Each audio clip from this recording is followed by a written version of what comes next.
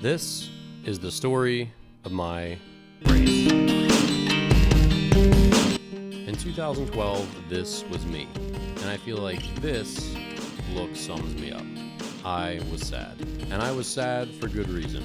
That brace meant I wasn't playing baseball again for 2 more years.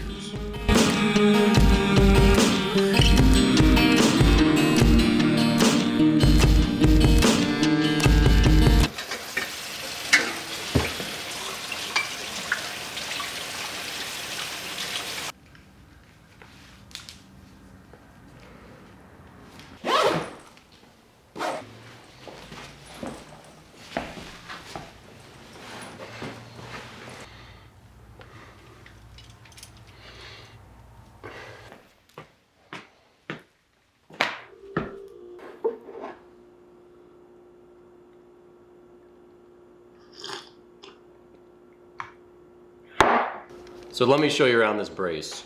So this was the one I wore after my second Tommy John surgery, and it's probably this fire truck red because I got it from the Cincinnati Reds doctor, Tim Kremchek. But here's how this thing works. It's got 1, 2, 3, 4, 5 handy dandy little snaps. So these buckles can easily be released to allow the whole thing to come off. And then from behind, it's got all these padding inside. It's got these straps that come over so you can tighten it. And overall, it's not the most uncomfortable thing in the world. And it's got this locking mechanism, so I can snap it, and you could straighten it all the way out. And then you could adjust how far it would flex once you locked it. So when I started wearing this guy, get in there. It came at either 90 or 100, I can't remember which. But I put all the little buckles on, and I felt safe that I wasn't gonna re-injure my arm a third time. And looking back on my experience wearing this brace, it basically represented 2 things that sort of blended into one another. So number 1, it represented safety. So having this on, I think, makes all of us, whether you're an elbow patient or a shoulder patient or a knee patient with a knee brace on, it represents a safety net. So when you have this on, you know that I'm protected, that I can bump into things, I can fall, I can do all these different things, and I'm not going to compromise my surgery. But what this turns into over time, what this evolved into, is fear. This safety becomes fear because you stop feeling okay without it. You take your arm out and you go through the range of motion, you do all your exercises, but you immediately feel this unease that you want to be back in the brace where everything is nerfy and safe and you can do anything without risking your re-injury. And I'll admit, the brace represents a third thing, and that is progress. Because as the weeks go by, you get allowed to unlock this more and more. So it starts at maybe 90 or 100 degrees, and then as you make progress, you get to unlock this guy and move the thing to 70. And now you have more range of motion and you're closer to coming back. But no matter how safe this makes you feel, every time you take it off, that fear comes back. And that's one of the hardest things for an athlete to come back from. It doesn't matter what body part was injured, when they feel like, if I go through and do the normal things I used to do, I'm gonna get hurt again, they tend to hold back and they wish they were back in the brace and they don't want to do the thing that hurt them in the first place. The turning point for all of it was an agility drill.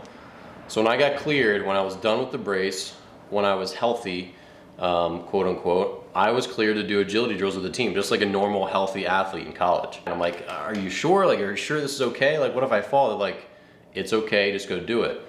And within the first 10 minutes of our agility workout, I hit a cone, rounding it because I'm clumsy, and boom. I caught myself with my right arm, not my left, my right. And I got up and I finished the drill. And when I was done, I did this and I had no pain and I was okay. And that was a huge mental turning point for me because it just said, look, You've got to let go of the brace, you've got to let go of the fear, and you just got to get back in there and be an athlete again.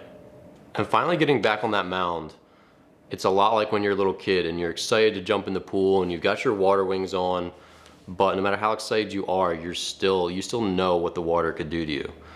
And you reluctantly still, you take that big jump into the water with your dad with his arms out, and it's terrifying and it's scary, but you still do it and you get through it and you sort of move forward. And there's that moment for every athlete when they're hurt, they get back and they have to just reluctantly push themselves to let go. And that's what that brace represents. It's the fear of, I don't want to get hurt again. And so you have that brace on, even when it's long gone, when you haven't worn it in months, you still have that brace on mentally. And the hardest part is taking it off, taking the water wings off, and just jumping in and letting it go. And once you do that, you have a chance to find your old self again. But there's one more big factor at play, and it's something that the 19-year-old version of me shown here never really saw coming. And that is that the things that always seem to happen to other people sometimes actually do happen to us. Suddenly, when I had to raise my hand, I was one of those people. I was one of those guys who got that unthinkable surgery, one of those other people that life happened to me. And since then, I had a couple more of those moments. Like, that wasn't the only one in my life. And it's always surreal. You hear about people getting in car accidents on TV. You hear about, someone getting cancer or this or that unthinkable disease. You always think it's going to be someone else. But the older you get, the more of those things start to happen to people around you, and then they happen to you.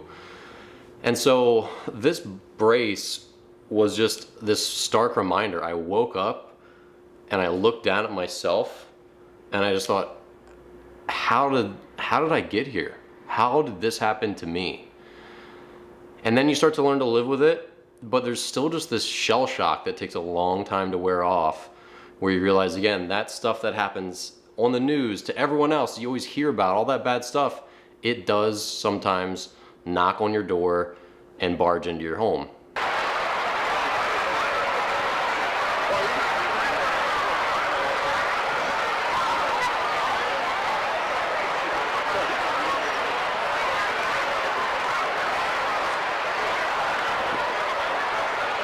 But you learn to come back from it.